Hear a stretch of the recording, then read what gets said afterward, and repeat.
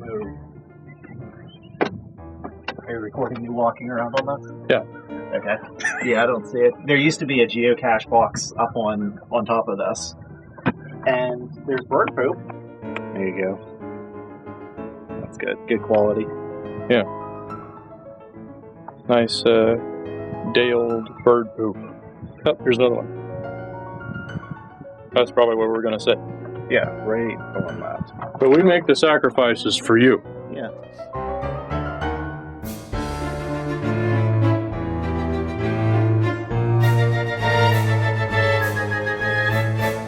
I was looking around for things to watch, and I found a horror series. So apparently they do that now, too, because you mentioned you were watching some horror series.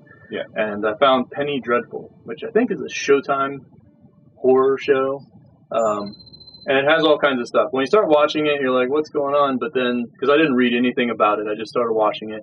And it's basically this man who's looking for his daughter who's missing. And you find out that she's been kidnapped by a vampire, like Dracula, basically. Yeah. So it's the Dracula story. And he is like Nina's father. And then he's being helped by a woman who you later on find out is possessed. You don't know if it's demonic possession or something like that.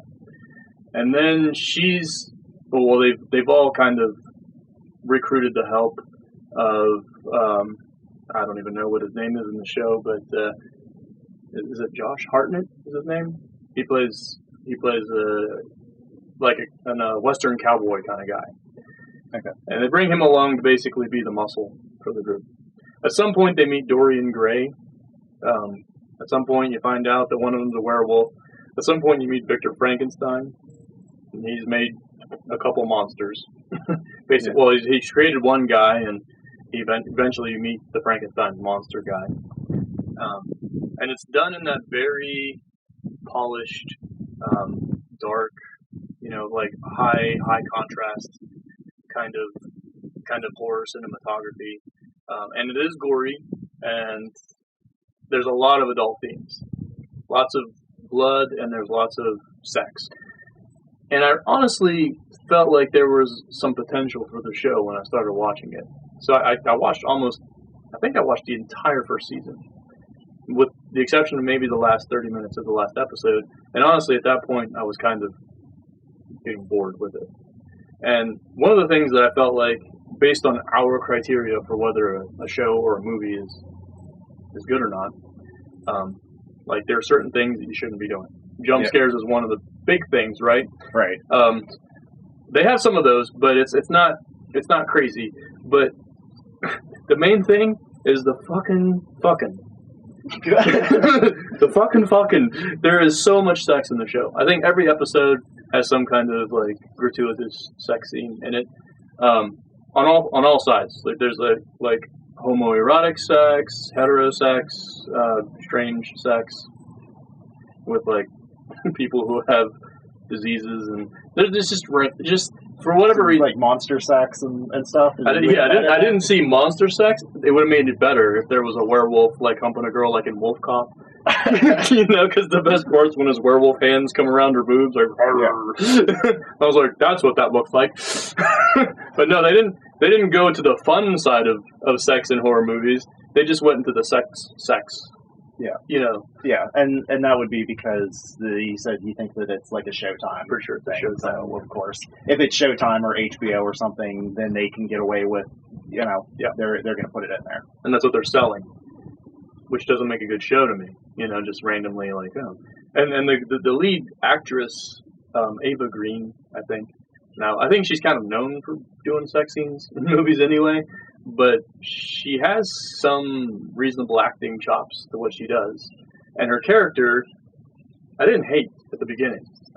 She seemed like she was sophisticated, and I know they're going to justify it at some point with like, well, she was possessed, But it's like, I think the writers were possessed by some fucking money in their pocketbook by putting all them goddamn sex scenes in there. I'm not a prude, but I'd rather they not just throw a ton of sex scenes in shows like that. Right.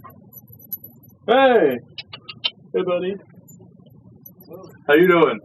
Not too bad, thanks. Good. How about yourself? Good. Go to Daddy. Go on. There's Becca. I didn't feel like a lot of the psychological links they were trying to make with the characters. It just started to just be just like horror for horror's sake and sex for sex's sake, and it just got boring after a while. I guess if you like the visual element, then it's probably a good show. If you just turn everything else off, because that's what a lot of those shows are turning into. It's like there's this visual artistry that's going on, and they're making it almost very indie in a way, with like mainstream polish over top of it. Yeah. But the story and the substance is gone. So, and you said that you guessed that horror series is a thing now. So there's actually there's a lot of those, like American Horror Story, which I think you don't like. For the similar reasons, yes, absolutely. American Horror Story, there's the Bates Motel, which is the backstory to Psycho. Yeah. And then one that's kind of along the same lines as the kind of stuff that Penny Dreadful is, I guess, from what you're saying, is a show called Grimm. And that's not something that's on like HBO or Showtime or something. I think it's on one of the like basic cable channels like CW or something like that. Yeah. So it doesn't have like the gratuitous sex and all that kind of stuff. It's not really graphic because it's on regular cable. Yep. But I've watched a portion of it. I'm not sure how long the series is now. I've watched maybe 2 or 3 seasons of it in their entirety. And it's kind of the same type of thing with the monsters and stuff. So the basic premise is it's a crime drama. So we've got like a homicide detective who is a part of the Grimm bloodline. And the Grimm are basically like monster hunters. So like this bloodline is they've always been monster hunters, and he doesn't know it at first. He doesn't know that he's a part of this bloodline. It's one of those things where like at a certain point, your abilities manifest themselves. So he finds out when he starts seeing the monsters that look like people they look like regular people to you and me. But to someone with these abilities, these monster hunting abilities, they look like what they are, right? Or they can at least catch a glimpse of them. So I haven't seen the show. Is it in modern times? Yes. Okay. It's modern times, and so there's not as much of like the classic monsters like what you were talking about, but there's things that are similar. Like there's a werewolf type of monster. And there's a lot of like animal type of monsters, like animal, like personified animal things, like lizard monsters and the wolf monsters, and there's a fox, and they all have. I don't think there's one of those, but there might be, because like I said, I haven't seen all of it, and I don't remember a lot of it because it's been a while since I watched it.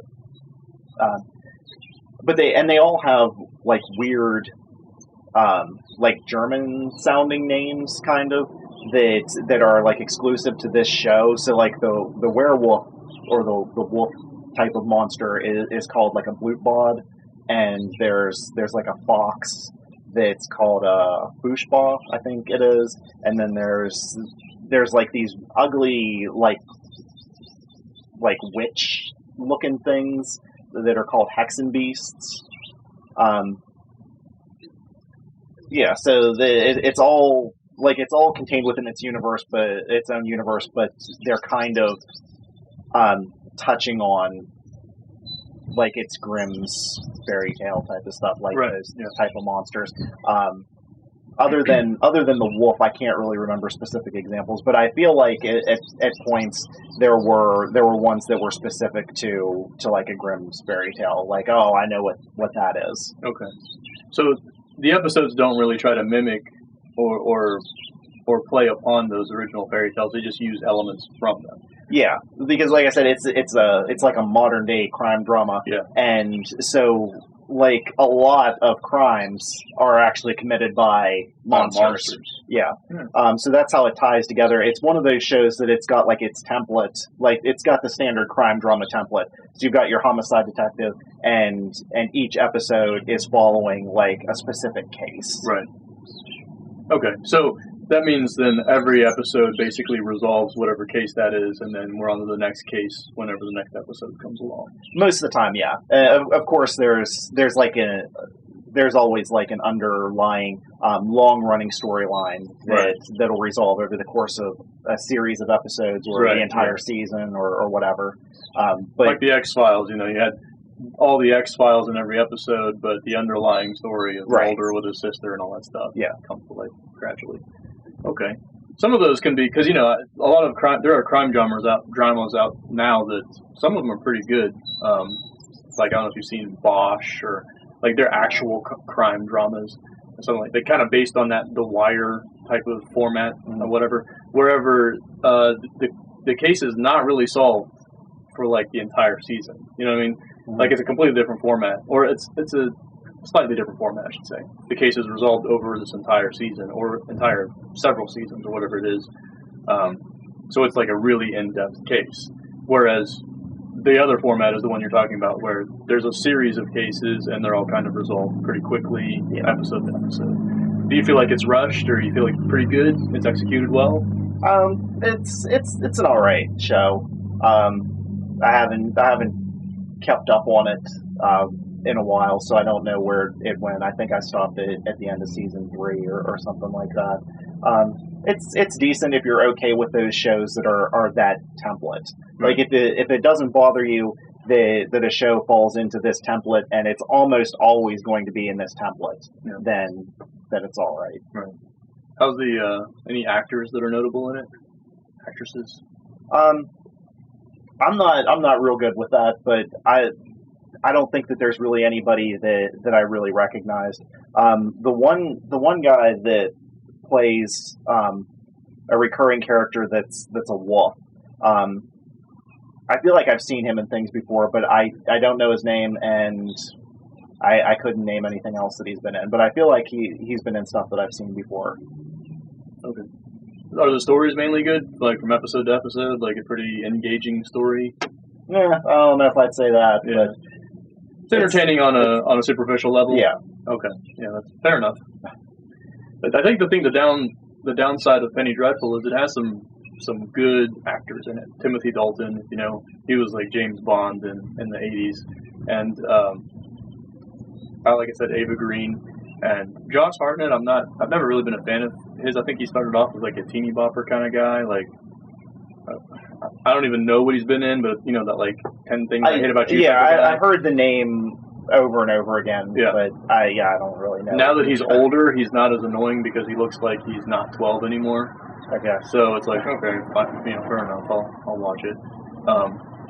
But yeah, in some of the scenes, there's legitimately decent acting going on, but the script just gets out of hand with all the sex and just superficiality or whatever. So I almost get more upset with shows like Penny Dreadful because they're in a format where they can kind of be as expressive as they want to be. It's Showtime. The audience is mature for the most part. They can put an MA rating on it, and they can be as bloody or as disturbing or whatever they want to be. But they never go there. Maybe she's not possessed by a demon. Maybe she's actually a succubus. Spoiler alert! I'm a writer for the show. Even if the show that you're watching isn't good, which you said you thought it was okay. It's okay. Even if it's just okay, or it's not even good, it's almost like on some level, like, all right, you're making cheap TV horror drama, and you really can't get too far along that horror line because you can't make stuff like for some kid who might turn on the TV and be like, oh, there. Yeah, like I kind of feel like it's good and bad that there are these horror series. Yeah. Because it's putting more of that content out, and it's not something that happened as something that was just a series on TV like 10 years ago or whatever. But at the same time, because it has to have some kind of like more mainstream appeal, whether it be really toned down because it's on basic cable or it's just appealing to just sex and gore, to get that mainstream appeal to it, so that they can make money off of it. Right. Because the old horror series were comedies, like the Munsters and fucking Addams Family and shit like that. Oh, yeah, that's true. And I mean, I like those. They were hilarious, right? But then you get into like, there's the Twilight Zone and the Night Gallery and Outer Limits, and they kind of bordered that horror realm, and they were series. Yeah. But now it's like, let's take on that as a series, and that's very interesting to me, because making a horror movie into a series, because like conventionally horror films are this like locked in 1 hour 31 minute type of adventure ride where there's a ghost or there's something, and there's not a whole lot of psycho dimension going on. It's just like, here we go, here's your antagonist, here's how they deal with them, and then the movie's over. But if we take that further into the psychosis of what could be going on in the Norman Bates and all that stuff, that could be really interesting. It's actually why I started watching Bates Motel, to sidetrack onto that one for a little bit, is because I do like to have backstory on my psychopaths a little bit, because I think that's really interesting. They never seem to do it quite right. And actually, my main complaint about Bates Motel is the fact that they modernized it too much. Yeah. Like, I realize that Psycho's been redone, and every time they modernized it a little bit more. But now they've got Norman Bates, like he's hanging out with the kids at the bus stop, and they've all got their smartphones and stuff, and it's just really like to have seen those movies and then be like, oh, this is Norman Bates, he's playing with his smartphone. Yeah. Now it's kind of like a shocking change. Right. It kind of lends less to his character being isolated, and being kind of conditioned by whatever potential abuse was going on in that isolated area with him and his mother. It kind of takes away from that. Yeah, because he's going to school. He's going to a normal high school. I mean, it's a small town area. It's a rural area, but he's going to school. He's hanging out. He's hanging out with girls. Yeah. He's interacting with girls. So it's taking away some of that, and it's focusing more on, okay, it's all because of like stuff with his mom and his dad and stuff like that. It's all because he wants to fuck his mom, basically. That's the whole thing. Like, because I only watched the first season. I don't know how far you got with it. I watched the first season, and then I think I watched like one episode of the second season, and then I haven't gone back to it. Yeah. Doesn't he even have an opportunity to have some good times with the teacher or something like that, but he ends up killing her? Yeah. And it's just because it's like, no, I'm saving myself for my mom, or something like that. Well, I think, he has sex with the one girl there, doesn't he? The popular girl? I don't remember. The blonde? Yeah, you're right. Why is he such a nutcase if he has access to just normal kid things? He wouldn't be the kind of nutcase that they're trying to portray him to be. It doesn't make sense. Yeah, he's doing like he's having sex with regular high school girls, and other than him being a little weird about stuff, like he's not having like weird like interactions. Like he has fairly normal interactions with people. Yeah. I don't know. I think they, like you said, they don't usually do it right, or it doesn't. All the strings don't seem to match up. Yeah. Whenever they're taking some old format, it's like, oh, we can get a contained audience if we make it the Bates Motel. Now let's do something completely fucking different. That's weird with it, and I don't particularly like that. I felt like one series that did pretty well, the Hannibal series, where they kind of go a little further into the Hannibal Lecter thing. Now they completely changed everything that happened in the books in that series, but they kept most of the psychological components of it. They might have gone a little further with it, and they definitely indulged in the foodie aspect of it. Because if you were a cook or something, you'd be watching that like, oh my goodness, that looks delicious. All human stuff. It's all natural. It was very tastefully done. Anyway, I felt like the psychology of that whole thing made a lot of sense, because Hannibal was kind of a god in that in that series, which he's portrayed to be. Whether he gets caught or not get caught or whatever, it's like he has this divine plan for everybody. He's never really worried because he's 10 times smarter than everybody else around him. Yeah. And really, all he's ever doing is trying to pit people against each other to see what the hell they're going to do. Like, he's just interested with fucking with people. So yeah. It's a lot of fun. Yeah. And they seem to pull that off in that show. And so I was like, oh, yeah, they had a show that actually did what was right psychologically. Yeah, because that's how he kind of was in the movies and everything. He was just messing with people by putting them against each other and stuff. Right. But in plenty of other instances where they try to give backstory to things, I always get worried. To me, the Bates Motel show turned into a teeny bopper show at some point.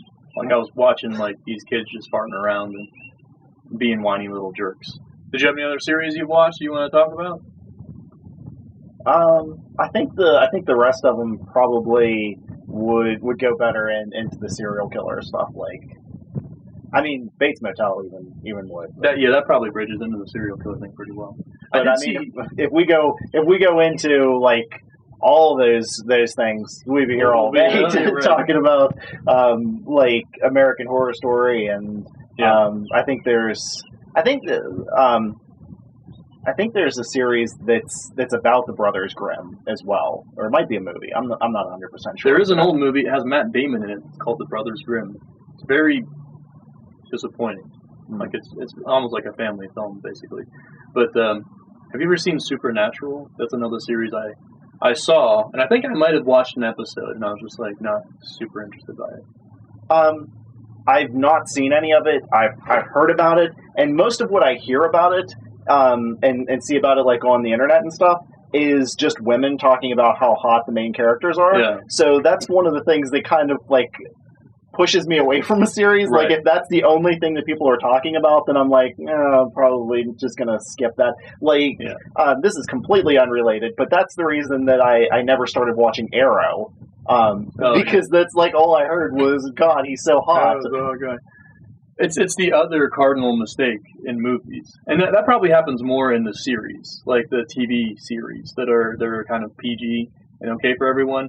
They try to cast like super attractive people, you know, and then it's the opposite with the Showtime and HBO shows where they're like, all right, no holds barred, vagina and titties and balls. It's two different types of mainstream appeal for two different audiences. Yeah. There, like I've never seen a guy talk about Supernatural. I think it's really cool that they have horror series. That's cool, because these series are usually just they're sitcoms or they're dramas or something like that. I just hope they build on that over time to not always prioritize those cardinal sins that we talk about.